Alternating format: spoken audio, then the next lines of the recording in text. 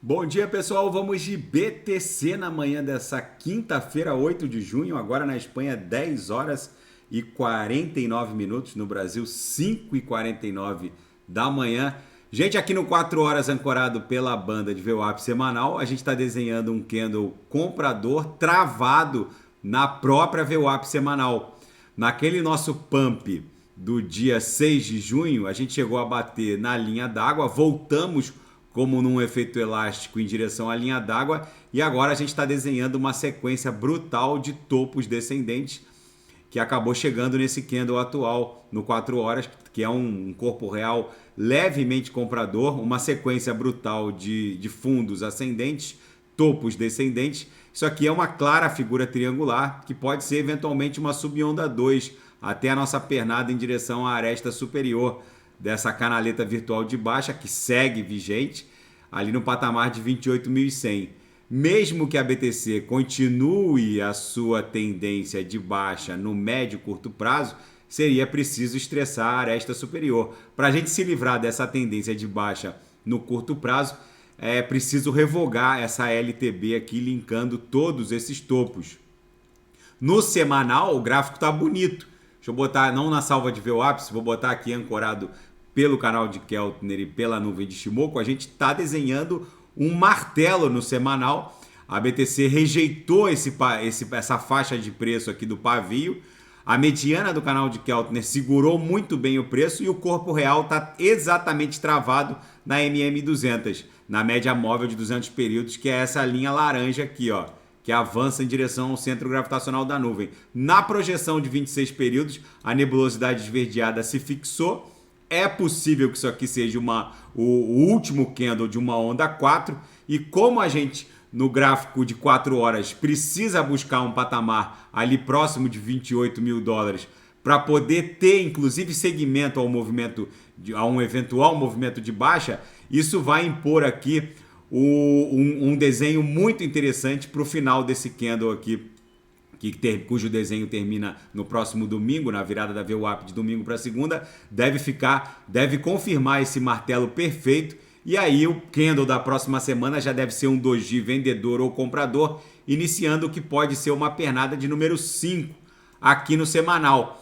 No intraday, a BTC está um reloginho, está na verdade desenhando uma reguinha. Esse padrão aqui de uma reguinha com pouca ou quase nenhuma amplitude movimentacional, bate na upper, volta para VWAP, bate na lower, volta para VWAP, bate na primeira upper, volta para VWAP, e assim ela vai desenhando uma reguinha com quase ou nenhuma amplitude movimentacional. Isso aqui é típico de um movimento, é um silêncio, né, que precede um grande esporro. Então, em algum momento, pode ser hoje ou amanhã, a BTC vai explodir num grande movimento impulsivo, muito provavelmente impulsivo. Ela está desenhando todo um padrão comportamental de que vai explodir para cima. O 4 horas advoga também essa tese. Aqui no diário a gente lambeu a base de uma cunha triangular, então o mais factível é que a gente exploda em direção ao centro gravitacional da nuvem na projeção, que está lá em 28.100, que confirma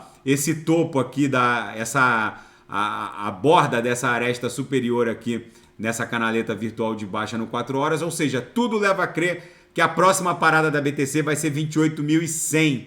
Na seara fática, a Cardano, os devs da Cardano ficaram indignados com a alegação da SEC no seu processo contra a Binance, ajuizado no Tribunal Federal norte-americano, de que a ADA seria um security, um título. Segundo os devs da Cardano, ela não preenche nenhum dos requisitos para que a ADA possa ser considerada um valor mobiliário ou um security.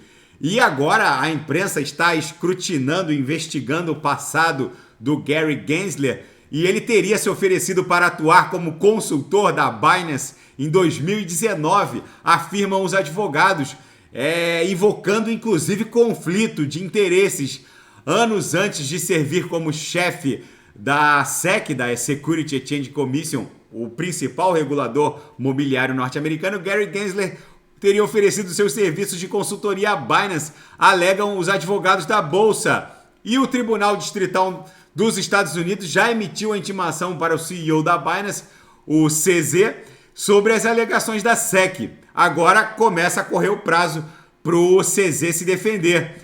Segundo os dados do processo, o endereço residencial atual do CZ é a ilha mediterrânea de Malta. E na seara geopolítica e finanças internacionais, o prefeito de Nova York conclama os nova-iorquinos a usarem máscaras se forem sair de casa, já que há uma névoa e uma fumaça sem precedentes oriunda das queimadas florestais do Canadá. Nesse momento, Nova York tem uma das piores qualidades de ar do mundo. E o Gary Gensler da SEC tinha o mundo cripto por anos, segundo uma reportagem do The Wall Street Journal, dando conta de que anos antes de servir, ele assumiu a chefia da CVM norte-americana, a SEC, em 2021, mas anos antes de servir por lá, ele assumiu o cargo em 2021, ele já expunha aos seus colegas de trabalho nas funções anteriores de que ele já expunha o seu descontentamento com a falta de matriz regulatória junto ao mundo cripto. E assumindo o cargo em 2021, ele pediu que a equipe de fiscalização visasse os principais centros de investidores de criptoativos. Gensler diz que a maioria dos tokens criptográficos tem a marca de um security, de um valor mobiliário. As pessoas os compram na esperança de lucrar, segundo ele, mas o que na visão dele acontece é que são valores mobiliários e que deveriam estar sob o espectro regulamentar da SEC. E a guerra na Ucrânia vai impondo mais um drama. A explosão e o ataque à barragem que fez inundar a cidade de Kherson está criando um novo drama humanitário. São milhares de desabrigados e que agora são refugiados porque a Rússia segue atacando a infraestrutura da Ucrânia. Enfim, o mundo está virado numa hecatombe nuclear. A BTC aqui no gráfico de 4 horas, depois de ter lambido a base dessa canaleta virtual de alta, buscou a linha d'água como num efeito elástico, travou agora na própria VWAP semanal e tudo leva a crer que ela vai tentar estressar a aresta superior lá no patamar de 28,100. Daqui a pouco eu volto com ADA, XRP, Shiba Inu, Polkadot, Kusama. Gente, eu vou fazer um vídeo daqui a pouco só sobre esse ataque do Grupo Lazarus, supostamente do Grupo Lazarus, mas todos os indícios levam a crer que foram os hackers do Grupo Lazarus que atacou o wallet o Atomic, o DEX Wallet, Atomic Wallet. Só que essa guerra do mundo cripto contra os reguladores estatais, em algum momento vai respingar nas agências de inteligência, já que agora virou a batalha final. É muito provável que venha uma espécie de fogo amigo, por assim dizer. Agências de inteligências ocidentais podem eventualmente também atacar principalmente os hot wallets, que são aqueles wallets onde as nossas private keys ficam albergadas no mesmo dispositivo onde a gente eventualmente esteja navegando. Então, um Atomic Wallet, um MetaMask não linkado a um Ledger Nano ou um Trezor, um MetaMask onde a private key fica custodiada na própria extensão aqui do navegador, tudo isso pode sofrer uma atualização de um servidor invadido por uma agência de inteligência e sofrer um hackeamento. Então essa guerra está só começando. O mundo cripto, quando ele avançar para um market cap de trilhões de dólares, com certeza haverá agências de inteligência financiadas por estados soberanos tentando buscar os ativos criptos dos súditos. Então é muito importante que a gente invista num hardware wallet, num Trezor, num Ledger Nano, porque a briga agora é franca. Eu vou fazer um vídeo só sobre isso, daqui a pouco eu volto. E quem quiser sugerir é só colocar nas mensagens abaixo. Grande abraço, até daqui a pouco.